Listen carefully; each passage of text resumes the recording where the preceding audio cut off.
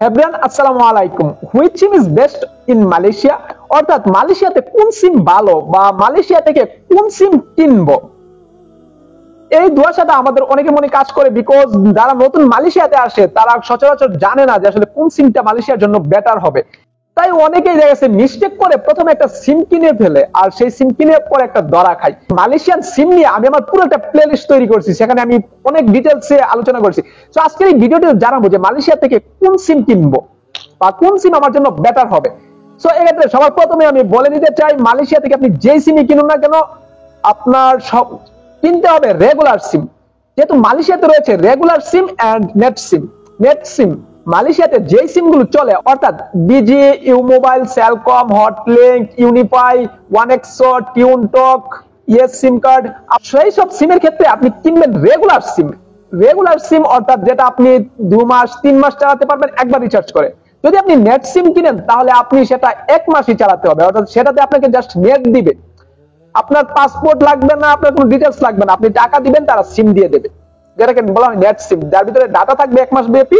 আপনি 1 মাস ব্যাপী ডাটা চালাবেন, বাট এটা আপনি পার্মানেন্ট ইউজ করতে পারবেন না। তাই আপনি কিনবেন আপনার পাসপোর্ট দিয়ে রেজিস্ট্রেশন করে, পাসপোর্ট দিয়ে রেজিস্ট্রেশন করে কিনবেন, তারপর সেই সিমটা আপনি পার্মানেন্ট ইউজ করবেন। সো এক্ষেত্রে যেহেতু আমি অনেকগুলো সিমের নাম বলেছি, সেখান থেকে আমি কোন সিমটা কিনবো, কোন সিমটা আমাদের বাংলাদেশিদের জন্য ভালো হবে সেটা সম্পর্কে চলে যাওয়া যাক। সো আপনি সচরাচর বাংলাদেশিরা যেটা ইউজ করে মালয়েশিয়াতে এখনো পর্যন্ত সবচেয়ে বেশি, সেটা হচ্ছে আসলে ডিজি, ইউ মোবাইল। এছাড়া অনেকে অন্যান্য সিমও ইউজ করে, সেলকম ইউজ করে, টিউনটক ইউজ করে, অর্থাৎ যার যেটা খুশি। বাট আপনি মালয়েশিয়া থেকে প্রথমে এসেই একটা ইউ মোবাইল বা একটা ডিজি সিম কিনে নিতে পারেন। সো আমি এটা কেন বলছি যে আপনি ইউ মোবাইল সিম কিনুন বা ডিজি সিম কিনুন, এর কারণ হচ্ছে ইউ মোবাইল সিম বা ডিজি মোবাইলের সিমের লোড যে কোনো জায়গায় পাবেন। আপনি মালয়েশিয়ার যে কোনো আনাচে কানাচে পড়েন না কেন, সেখানে আপনি এর লোড পাবেন, প্লাস নেটওয়ার্ক পাবেন, প্লাস এর এমবি প্যাক গুলো খুব কম দামে কিনা যায়। আপনি 20 রিঙ্গিতে 1 মাস চলতে পারবেন, 25 রিঙ্গিতে 1 মাস চলতে পারবেন, 30 রিঙ্গিতে 1 মাস চলতে পারবেন। এছাড়া আমি যখন মালয়েশিয়াতে আসছিলাম, আমি সহ আমার যারা আসছে একই ফ্লাইটে, তারা সবাই দেখা গেছে কুয়ালালামপুর এয়ারপোর্ট থেকে একটা সিম কিনে নিয়েছিলাম, আর সেই সিমটা ছিল হটলিংক।